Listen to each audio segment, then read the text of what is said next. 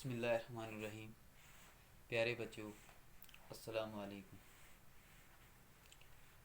میں Naseer Ahmed, teacher U P S Hari Chakla, جماعت اول، مضمون اردو۔ پیارے بچوں، آج کا جو ہمارا موضوع ہے وہ ہے حروف کو ملا کر الفاظ بنائیے، یعنی کہ نیچے یہ جو حروف لکھے ہوئے ہیں انہیں ملا کر الفاظ بنانا ہے۔ جیسے میں نے یہاں پر یہ الفاظ بنائے ہیں، اب ہم انہیں پڑھیں گے۔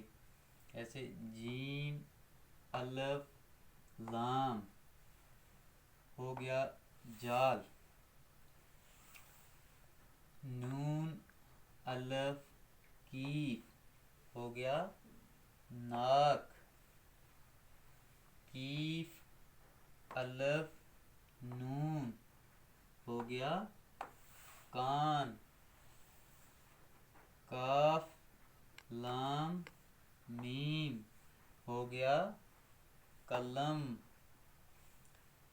شین، یہ، رے ہو گیا، شیر، میم، یہ، زے ہو گیا، میز، میم، وا، رے ہو گیا، مور، شین، الف، خے ہو گیا، شاخ، جیم، الف، لام ہو گیا، جال، شین، الف، میم ہو گیا، شام۔